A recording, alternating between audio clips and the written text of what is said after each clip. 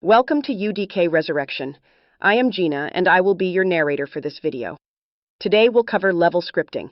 Nothing too fancy, just a simple color switch. How does level scripting work in Unreal Engine 3?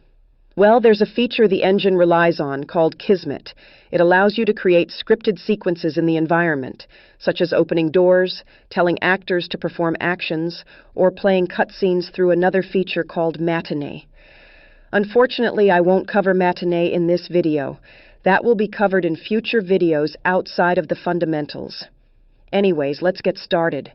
Launch Unreal Ed. You will need to create a level with one mesh actor and 2 areas to indicate switches for 2 different colors. You can also clone your pre-existing mesh in the content browser or make a new one for the second color. In my case, I will be using blue and red as my colors. I already made a level and I will be using the mesh Nacho provided from earlier videos as a demonstration. If you want, you can pause this video and come back to it later once your level is ready and looks similar to the image on this screen. Now that we're ready, we'll need to create 2 triggers. You can do that through 2 methods. 1. You can create a trigger volume using the Builder brush. 2. You can create a trigger actor using the Actor Classes tab in the content browser. I personally prefer the latter as it's easier to work with. The results should look similar to this. Next, click on the Open Unreal Kismet button located at the toolbar towards the top left side of the editor. Just look for the K icon. This will launch the editor. Here you can make Kismet sequences, including events, actions, conditions, variables, matinee, and even comments. Let's create a new event using the triggers we created earlier. Click on a trigger in the viewport, then in Kismet, right-click on the gray space and select New Event, pointing to your trigger actor, then click Touch. This will create a touch event for the trigger. By default, a trigger event can only be triggered once.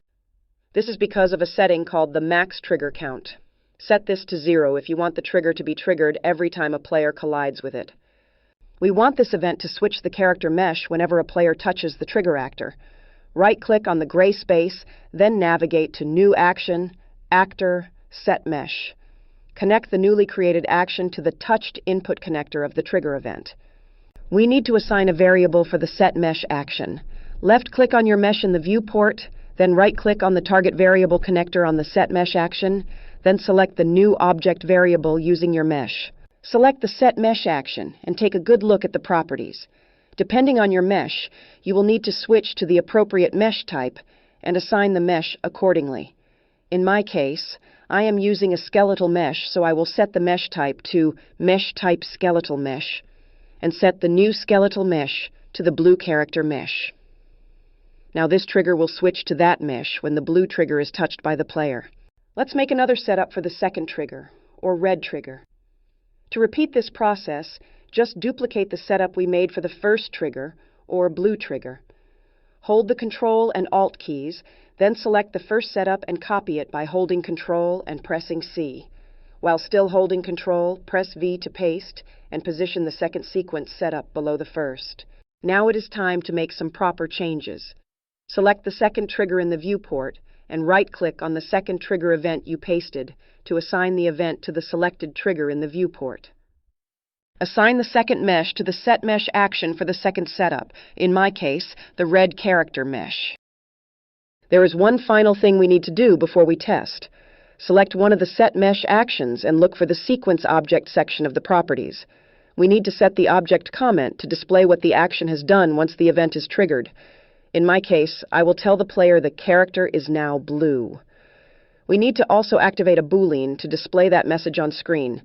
Turn on Output Object Comment to Screen. Repeat a similar process for the other Set Mesh action for the second mesh. In my case, it will display the message Character is now red.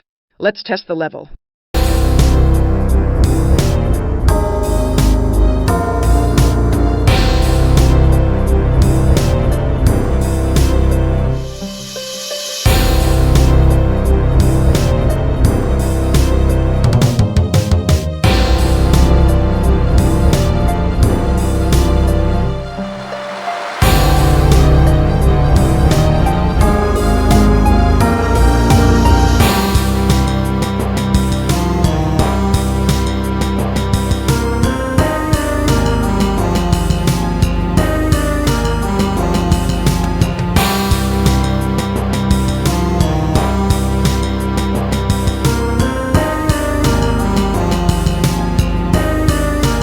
Congratulations! We just successfully made a scripted level.